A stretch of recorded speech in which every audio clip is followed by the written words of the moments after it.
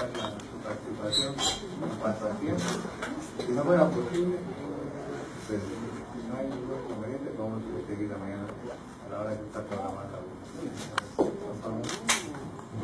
Gracias, señor juez. La defensa del ciudadano Benedicto Lucas García, pues en esta oportunidad, como manifestó ayer, va a revelar la identidad de dos personas que ya están identificadas como autores materiales de la supuesta desaparición de Marco Antonio Molina Teixen. El Ministerio Público ya tiene conocimiento de eso, también el querellante. Y por cierto son 4, no son 3. Pero voy a iniciar, señor juez, viendo quién era Emma Guadalupe Molina Teixen. Aquí quiero que usted observe bien, señor juez. Esto fue cuando detuvieron a Julio César del Valle Coba el 11 de marzo de 1976. También fue el día en que capturaron, o la noche en que capturaron a Emma Guadalupe Molina Teixen, quien era novia de Julio César del Valle Coba. Si recordamos, en la historia de la señora Emma Teixen Álvarez, cuando narra los hechos en que supuestamente fue secuestrado su hijo, dice que reconoció que eran miembros de la G2, las personas que usaron a su hijo, porque uno era indígena y llevaba una pistola calibre 45 y lentes Ray-Ban. En la primera declaración yo dije que las armas calibre 45, al igual que las .38 milímetros, eran de uso común en Guatemala, y aún lo son. Y como puede observar, señor juez, aquí abajo, dice que al primero de los mencionados, o sea, a Julio César del Valle Coba, quien era miembro del Frente Armado Rebelde PAC, una organización guerrillera que operaba en forma ilícita, pues Julio César del Valle Coba llevaba una pistola calibre 45 milímetros, marca Colt Caballo, registro número 982-LW, con 3 tolvas y 16 cartuchos útiles. Un arma de fuego, señor juez, no identifica a la persona a qué institución pertenece o a qué organización criminal pertenece. Continuando con eso, señor juez, aquí vemos que dentro de la misma prevención policial,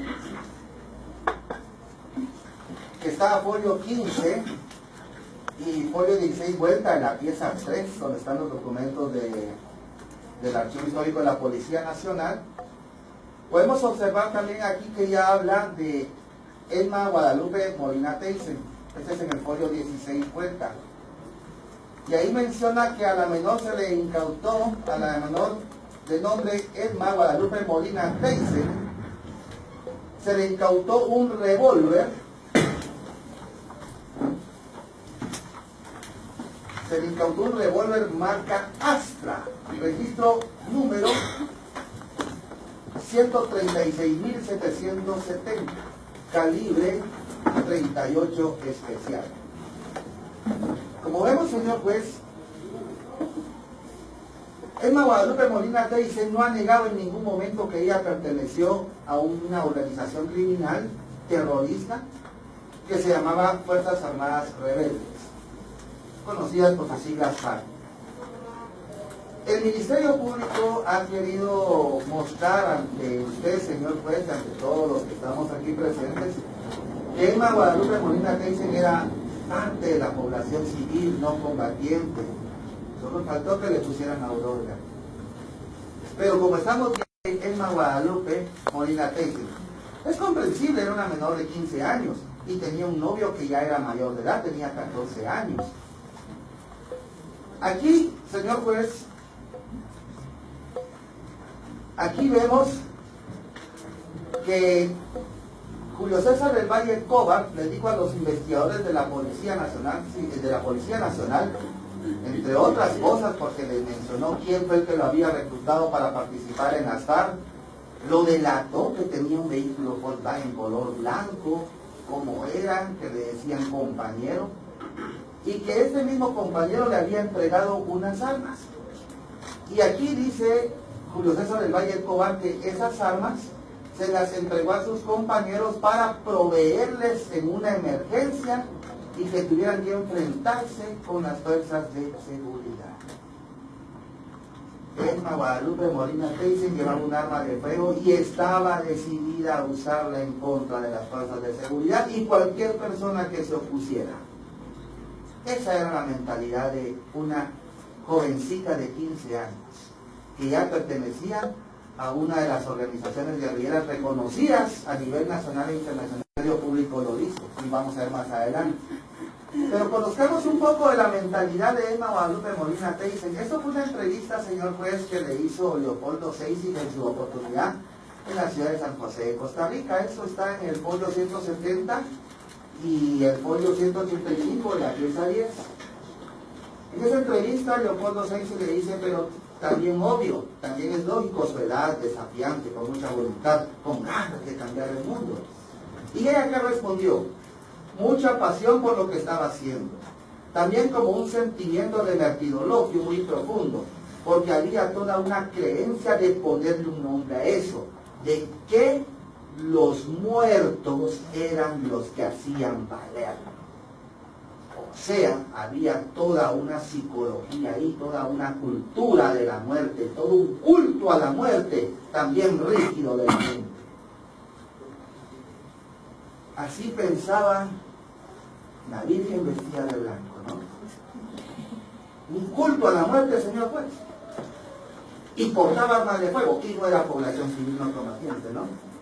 Y en este momento ya pertenecía a la Juventud Patriótica del Trabajo, que era un ala juvenil, pero también armada del Partido Guatemalteco del Trabajo. Y ahí está, ella misma lo dice, que había que ponerle un muerto, que los muertos eran los que hacían valer. Ahora, ¿los muertos de quién? De ellos. Los que ahora aparecen en las redes sociales como mártires del movimiento. O los muertos de todos aquellos que no querían alinearse a una ideología extranjera. Mira qué interesante, señor juez. Un culto a la muerte.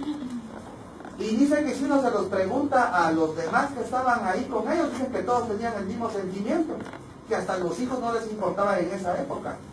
Y ahí está, folio 170 y 185 páginas. No es ningún invento, señor juez. Pero aparte de eso, ahí dice, señor juez, que en ese momento que pensábamos, creíamos y sentíamos como un conjunto bastante grande de militantes, de querer, sí, que hubiera un curso más fuerte de la lucha armada. ¿Dónde están ahí los signos del pacifismo, señor juez? ¿Dónde están ahí de que el movimiento de ellos era pacífico y que solo era denunciar atrocidades? Ellos querían elevar el nivel de lucha a otro nivel. Ella misma lo dice, y todos los que participaban en la JPP. Que de hecho, señor juez, alguna vez se han preguntado, todos los que estamos aquí, ¿por qué el PGT nunca fue parte de la URNG? ¿No será porque eran sicarios? Y que realmente los intereses del PGT no eran los intereses de los verdaderos revolucionarios, los que sí tenían ideales. Una pregunta interesante. Continuemos, señor juez. Emma Guadalupe Molina Teyssen, al igual que Julio César del Valle Cobar, se convirtieron en una amenaza para las Fuerzas Armadas Revolucionarias FARC. Movimiento auténtico revolucionario junto con el ORPA y junto con el EGP. ¿Por qué, señor juez, se volvieron una amenaza? Aquí, Emma Guadalupe Molina Teyssen manifiesta que su mismo novio fue el que la asesoró para la repartición de volantes subversivos, lo delató. Y también lo delató de que fue lo que motivó el tiroteo. Aquí se refiere a esa balacera, señor juez, que se dio, o ese tiroteo que se dio el 11 de marzo, o 10 de marzo aproximadamente, en la colonia Bretaña, donde solo andaban repartiendo volantes, falso, andaban armados, portación ilegal de arma de fuego, estaban decididos a usarla y la usaron. Y ellos sí las usaron contra población civil no combatiente, porque hasta hubo un niño de 6 años herido. Ellos sí las usaron. Y eso es parte que está en el archivo histórico, ahí está en el número de identificación 19.937. Pero ¿cuáles fueron los hechos, señor juez? Hubo un tiroteo. ¿Pero qué pasó en el tiroteo? Ya vimos que tuvo un malentendido entre ellos. ¿Entre quién? Entre Julio César del Valle Escobar y una persona que resultó muerta, que es Carlos Eduardo Alvarado Chuga. Y ahí está que juntamente con Edna Guadalupe Molina Teisen y este señor Julio César del Valle Escobar fueron detenidas otras personas más. Ellos andaban en la repartición de volantes, señor juez. ¿Qué pasó entre Alvarado Chuga y del Valle Escobar? No sabemos. Pero algo sí sabemos, señor juez, porque las cosas no se están dando por casualidad. Julio César del Valle Escobar era novio de Edna Guadalupe Molina Teisen. Carlos Eduardo Alvarado Chuga era compañero en la FARC de Julio César del Valle Escobar. Carlos Eduardo Alvarado Chuga era hermano de Víctor Hugo Alvarado Chuga, quien era el esposo asesinado en 1984 de María Eugenia Molina Teisen, quien a su vez era hermana de Edna Guadalupe Molina Teisen, lo que convertía a Carlos Eduardo Alvarado Chuga en cuñado de María Eugenia Molina Teisen.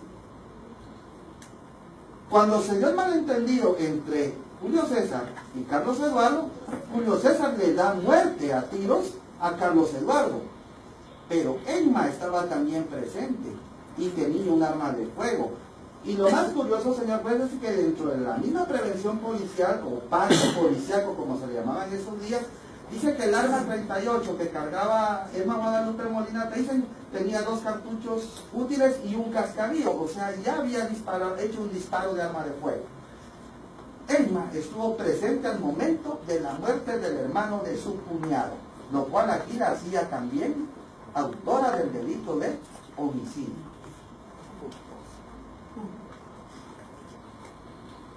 Pero dentro de todo esto, señor juez, aparece una persona también, curiosamente, ¿va? Y es esta, Nora Ruth del Valle Escobar. Nora Ruth del Valle Escobar también era del PGT. Primero era de la FARC. Había sido compañera de Edna Guadalupe en el Instituto para Señoritas Belén. Era hermana de Julio César del Valle Escobar. Por eso es que Edna Guadalupe conoció a Julio César del Valle Escobar, porque estaba estudiando con su hermana Nora Ruth, eran compañeras también en las FARC y posteriormente lo fueron en la PGT. Pues resulta que con el tiempo, señor juez, después de que la Corte Interamericana de Derechos Humanos condenó al Estado de Guatemala a pagar más de $600,000 a la familia Molina Teisen, la señora Nora Ruth del Valle Escobar era presidente de COPRE 2009 y 2011 y procuró o agilizó el pago de más de $600,000 a la familia Molina Teisen. Esto pudo ser un tráfico de influencias. Pero aparte de eso, señor juez, esta señora sale de COPRE y ahora está como testigo en el caso Molina Teisen. ¿Va a negar que tiene un interés directo en el caso? Solo mire, señor juez, la trama y la confabulación que se da. Y no es invento. Ahí están los documentos. Ruth del Valle Escobar, presidente, pidiendo información sobre el caso Molina Teisen. Si volvemos a ver aquí más adelante, hasta un sello de urgente le colocaron, mire señor juez, porque aquí ellos convocaron a una reunión de emergencia o de urgencia. Ahí está, habla de INACIF, habla del Ministerio Público, habla del licenciado Leopoldo Seixi Ramírez y otras más, para tratar lo relativo al cumplimiento de la sentencia de la Corte Interamericana de Derechos Humanos para pagarle a su ex familia política la cantidad de más de $600,000 de los Estados Unidos de América. Y aquí está ahora, señor del Valle Escobar, a prestar declaración testimonial dentro del juicio que hoy estamos conociendo. Y ahí está, habla de que ella fue hermana de Julio César del Valle Escobar y que Julio César y su hermano novio de Emma Guadalupe Molina Theisen y la historia.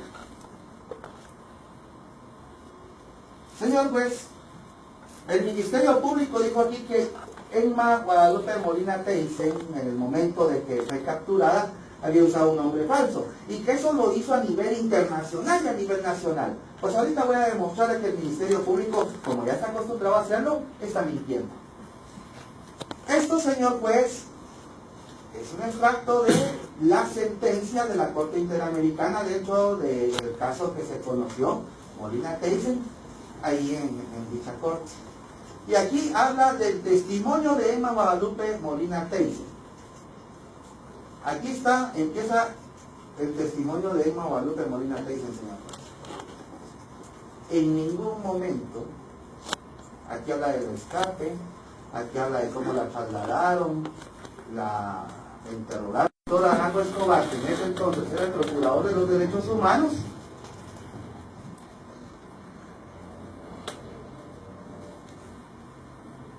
ya viene ella y le dice al doctor Arango Escobar, dentro del procedimiento especial de averiguación, folio 1 vuelta, pieza 1 romano,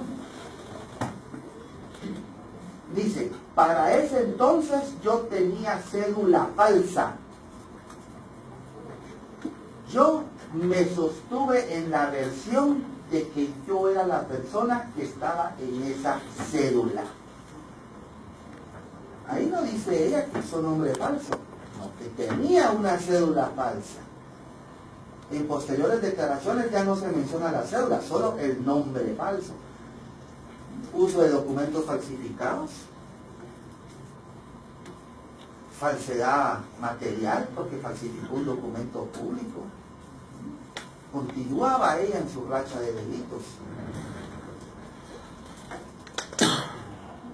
Ya después, señor juez, el Ministerio Público, a través de la unidad de análisis, a través de la Fiscalía, solicitó a la unidad de análisis un informe y efectivamente mandaron el informe. Y ese informe aquí dice, está en el folio 98, pieza 13, señor juez, y dice: en el caso de Emma Molina Theisen, en la Comisión de Esclarecimiento Histórico, aparece la denuncia de un caso que se presume, se trata de dicha víctima. Por las características del secuestro, el lugar del hecho, el traslado al cuartel de la zona militar de Quetzaltenango, Lisandro Varillas, por los hechores de la captura, etcétera, etcétera, etcétera. Y ese caso está identificado con el número 15.652 en el tomo 9 de la Comisión de Esclarecimiento Histórico, en la página 781. Entonces, señor juez, si el caso de Emma Guadalupe Molina Theisen estaba en la Corte Interamericana de Justicia y había pasado a la Comisión de Esclarecimiento Histórico, ¿cómo es posible que no haya estado su nombre como posible víctima, como en el caso de otros temas que hay ahí de desaparecidos? No lo dice. ¿Por qué? Porque no estaba usando ese nombre, porque realmente Emma no estuvo detenida. Y ahora, señor juez, como usted puede apreciar aquí, este es cabal la página 781 del informe de la Comisión de Esclarecimiento Histórico. Aquí dice lugar Quetzaltenango, ejército, tortura. ¿Dónde dice violación ahí, señor juez? Y ese es el informe de la Comisión de Esclarecimiento Histórico. Ahí está, año 1981, caso 15.652. ¿Se da cuenta? Solo dice tortura. Ahora, pero aquí sí, dice el 27 de septiembre de 1981, en la ciudad de Quetzaltenango, miembros del ejército de Guatemala y de la G2 capturaron en un retén a una militante de la JPT. Posteriormente, la víctima fue conducida al cuartel Lisandro Varillas, una militar de Quetzaltenango, donde fue torturada y violada. Finalmente, el 5 de octubre del mismo año, la víctima logró escapar. Vemos que tiene un grado de certeza 2. Según como trabajó la Comisión de Esclarecimiento Histórico, los grados eran 1, 2 y 3. El 1 no dejaba ninguna duda absoluta. El 2, podía haber algo de verdad, pero bueno, tomemos que sí se dio. ¿Va? Y el 3, no se dio, pero digamos que sí. Así manejaron la graduación de eso. Entonces 223 vueltas, pieza número 1. Ahora, esto, señor juez, está dentro del expediente también. Esto está en el folio 154 del procedimiento especial de averiguación. Aquí, esto es una carta que envió Mario Polanco a Lucrecia Molina Thyssen, quienes eran los que estaban en comunicación constante, como hay de hecho documentos ahí, ¿saben? En comunicación constante, porque ya estaban planificando cómo llegar hasta el día de hoy. Y aquí le dice Mario Polanco a Lucrecia: también te quiero contar que estamos preparando alrededor de 25,000 casos para presentar a la CEH, o sea, Comisión de Esclarecimiento Histórico. Bueno, yo tenía entendido, señor juez, que si yo había sido víctima de una violación de derechos humanos, yo personalmente podía acudir a la Comisión de Esclarecimiento Histórico y exponer mi caso. Pero aquí, señor juez, el GAN preparando 25,000 como que estaba preparando enchiladas. Eso no es posible, señor juez. ¿Y qué fue lo que apareció eso? Y entre ellos, el de Marco Antonio Molina Thyssen. Y le dice, más abajo, este informe será presentado el próximo 22 de este mes. Necesito toda la información posible sobre el caso de tu hermano, porque nosotros tenemos poco. Bueno, tenemos lo que tiene Seguir, o sea, nada. Así es, señor juez. Por eso se vino haciendo una fabricación de evidencias, testimonios, todo, pero ellos no tenían nada y les urgía llevar eso a la Corte Interamericana. Y ahí está la comunicación, ahí está el expediente de procedimiento especial de averiguación, iniciado por pedido de Mario Polanco. Entonces aquí no hay ningún invento, señores. Ahora, ¿por qué no apareció, por qué Mario Polanco en ese momento no le dijo a Lucrecia que también iba a incluir el caso de su hermana? No lo dijo. Y ahora, señor juez, viene lo más interesante. A esto se refería el licenciado Anaya hace un momento en su intervención. Este es un correo electrónico que Emma Guadalupe Molina Thyssen le envió al auxiliar fiscal Jerome Afre Hernández, con copia al señor fiscal aquí presente, Eric Giovanni de León Morataya. Y está fechado, mire, señor juez, ojo a esto, 4 de febrero de 2016, y hasta la hora, 14:52. Allí ella está respondiendo, Emma Guadalupe Molina Thyssen está respondiendo unas preguntas del auxiliar fiscal. La primera es, ¿cuál es ese nombre falso con el que usted se identificó? Ella había dicho, señor juez, como pudimos apreciar anteriormente, ante el Procurador de los Derechos Humanos, Arango Escobar, que ya tenía una cédula falsa, pero no dijo que puso un nombre falso. En cambio aquí ya le preguntan cuál era ese nombre falso y le dice María Margarita Chapetón Rosales. Y dice si tenía algún seudónimo y que si era positivo, que dijera cuál, Paqui. 4 de febrero de 2016, a 2 días de cumplirse un mes de la detención del coronel Gordillo Martínez y de los otros sindicados. ¿Y esto por qué fue, señor juez? Porque este documento aparentemente obra en folio 130, pieza 22, y tiene relación con el folio 129, pieza 22. Este documento supuestamente fue encontrado en la casa del coronel Gordillo Martínez el día de su aprehensión, el día 6 de enero del año 2016. Sí, Emma Guadalupe Molina Thyssen ya había dado el nombre de María Margarita Rosales Chapetón a nivel internacional o Chapetón Rosales, perdón, a nivel internacional y a nivel nacional, ¿por qué el Ministerio Público se vio en la obligación de preguntarle cuál era el nombre? ¿Y por qué lo hizo precisamente antes, o mejor dicho, después de que apareciera este documento? Ahora, señor juez, viene algo muy importante y muy interesante aquí. El licenciado Anaya en su exposición habló sobre la cadena de custodia sobre los documentos encontrados supuestamente en la casa del coronel Gordillo Martínez. Y leyó un acta en la cual en marzo se abrió un sobre que contenía estos documentos. En marzo de 2016, señor juez, en marzo. Se abrió ese sobre para inventariar, entre otros documentos, esa información. Posteriormente lo embalan y lo vuelven a abrir para trasladárselo a usted aquí al juzgado, según el acta. Y ahí menciona de que está embalado el día 6 de enero de 2016 por la auxiliar fiscal que estuvo presente en esa diligencia. Entonces, si hasta en marzo los del Ministerio Público abrieron ese sobre para inventariar este documento, ¿cómo es posible que ya en febrero en Guadalupe Molina Teixeira me estaba dando el nombre que aparece ahí? Manipulación de evidencias, mala cadena de custodia. Bueno, señor juez, está bien de un nombre falso.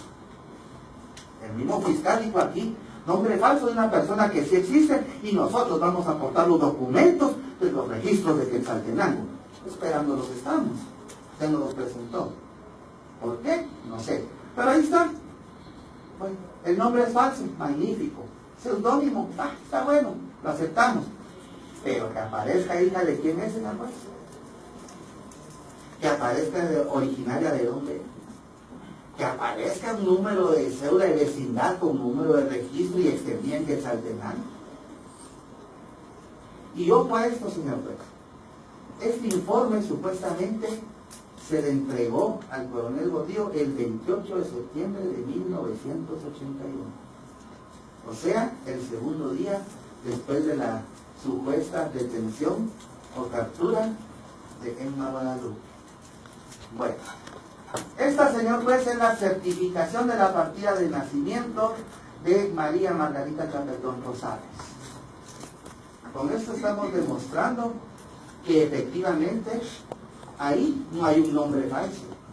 Sí, la persona existe. Ahí está María Margarita Chapetón Rosales. ¿Cómo es eso que el Ministerio Público, teniendo a su alcance todo ese gran aparato de investigación, no pudo conseguir un documento tan sencillo y gratuito? A mí sí me costó 25 quetzales. Pero ahí está, mire, señor juez. Eso no lo pidió el Ministerio Público. Y dijo que lo iba a presentar aquí y no lo presentó. A pensar que iba a ser extemporáneo. Pero yo dije, no, se lo dejo pasar, no lo voy a objetar. Porque quería que lo presentara. Pero como lo hizo él, le voy a ahorrar el trabajo yo. Ahí está. Y ahí está, mire, señor juez. Ahí dice quiénes son los padres de la señora María Margarita Chapetón Rosales. Y mire qué casualidad hacer un nombre falso. El nombre de la mamá, Margarita Rosales. El nombre del papá, José Rufino Chapetón Meléndez. Y algo muy interesante aquí, mire, señor juez, que el papá, José Rufino Chapetón Rosales, es originario de San Antonio, Suchitepeques. No fue a Suchitepeques donde llegó Emma Guadalupe Molina Teixeira después de que se escapó. Qué coincidencia, ¿verdad? Bueno, pero hagamos la comparación ya con el documento de información, señor juez. Aquí en el documento de información dice, nombre de la persona, María Margarita Rosales. Bueno, de ahí los otros datos ya no están. Pero ahora, señor juez, atención a esto. Esa es la certificación del asiento de la cédula de vecindad de María Margarita Chapetón Rosales. Si hacemos una comparación de ese documento que al final fue suprimido o ocultado accidental o intencionalmente, no lo sé. Comparemos el documento de información. Señor juez, aquí está el nombre, María Margarita Chapetón Rosales, ahí está María Margarita Chapetón Rosales. A ella correspondía la cédula. Híjale José Rufino Chapetón Meléndez, ahí está, híjale José Rufino Chapetón Meléndez. Y de Margarita Rosales, Margarita Rosales. Originaria de la ciudad capital, originaria dice ciudad capital. Dirección, mire señor juez, qué interesante. Aquí hay dirección. 15 Avenida 046, zona 1 de Quetzaltenango. En la cédula también está la dirección. 15 Avenida 056, zona 1. Hay una variación nada más de 46 a 56. La casa de enfrente nada más. Y después, mire señor juez, el aparato de inteligencia del ejército tenía un número de cédula vecinal que supuestamente era falso. Y 9, registro 61.591. ¿Quién es el falso? Ahí está. Yo usaba cédula falsa para entonces. No, ahí está. Y si la inteligencia hacía nombre o sea, no era su nombre, inteligencia, ahí está. Eso significa que los de inteligencia tuvieron realmente a María Margarita Chapetón Rosales. A ella. Vieron la cédula de ella, no era una cédula falsa. Y fueron al registro civil de Quetzaltenango, que estaba en ese entonces en la municipalidad, y vieron que era la misma persona. Si no, señor juez, este informe no estaría, sino que al contrario, diría que era Emma. Y le voy a decir por qué, señor juez. Ella dice que fue capturada el día domingo 27 de septiembre y que el día lunes, pero que ese domingo la interrogaron y ella sostenía que era una persona que estaba en una cédula falsa. El día lunes continuaron los interrogatorios y llegaban cada hora.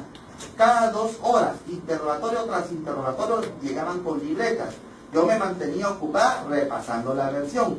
Y ese mismo día, lunes, mire señor juez, lunes 28 de septiembre, o sea, el segundo día de la aprehensión, llegaron con un folder con los datos míos.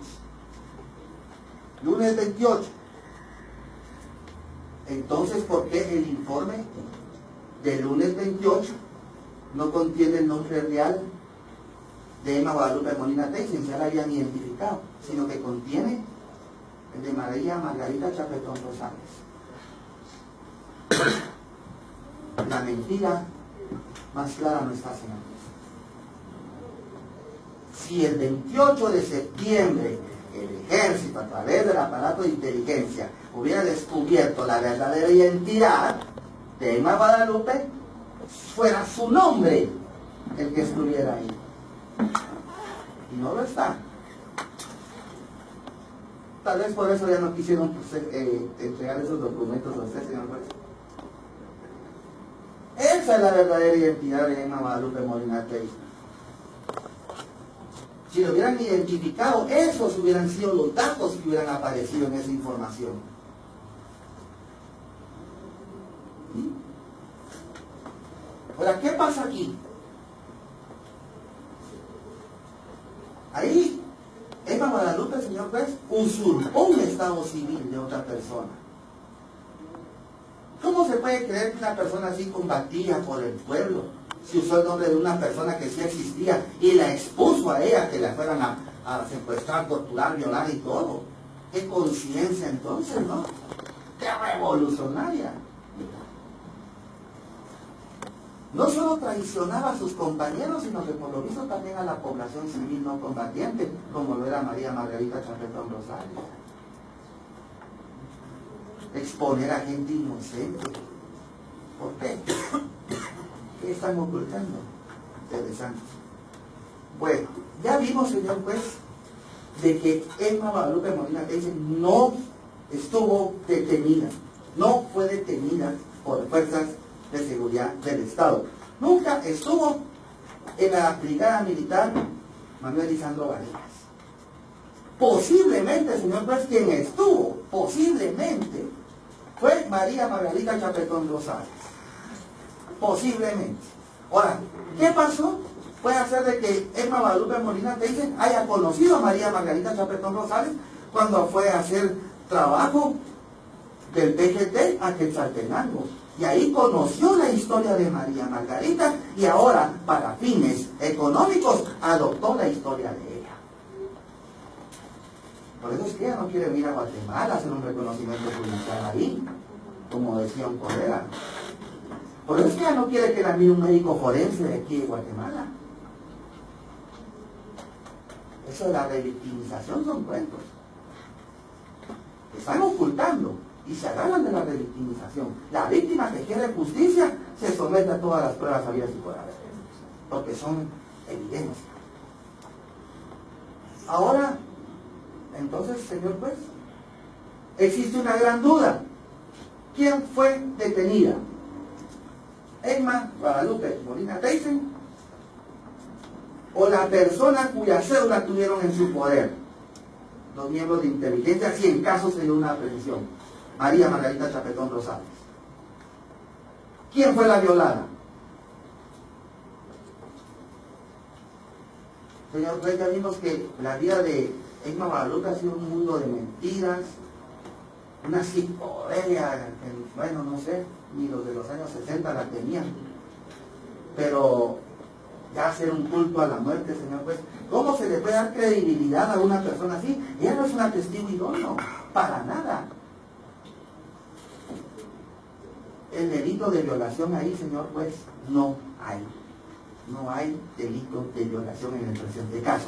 Y tampoco hay un delito de deberes contra la humanidad, porque ella no estuvo detenida.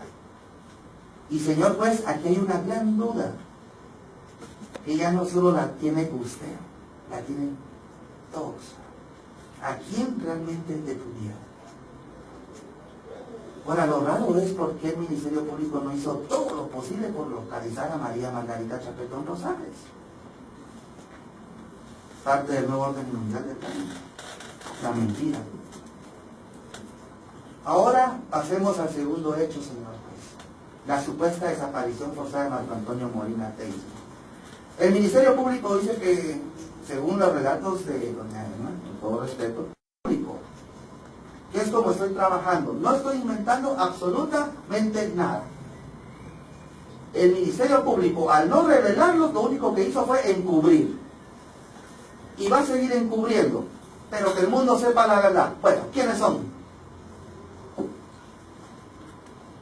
Doña Emma declaró ante usted precisamente, señor juez, en anticipo de prueba, declaró bajo juramento solemne de ley. Dice: poco antes, a eso de las 11, me parece, llegó Lucrecia a avisarme que ya Emma había podido salir de donde la tenían secuestrada. Entonces me recomendó que saliéramos, pero yo me confío que estaba en mi casa y dije: salgo de aquí para mi trabajo y que Marco Antonio se vaya para su colegio a la 1:45. Bueno, él podría analizar que Ana Lucrecia tiene un sentimiento muy proteccionista hacia la familia. Y prueba de ello, señor juez, que mire, todavía sigue protegiendo a su señora madre. Qué bien. Tiene un sentido de proteccionismo muy bueno. Preocupada por su mamá y su hermano, ella llegó a pedirles que por favor salieran de ahí. Doña Emma, que también sentía simpatía tal vez por la ideología socialista, pero que no pertenecía a ninguna organización, como en el caso de sus 3 hijas, aunque las más activas, según he visto,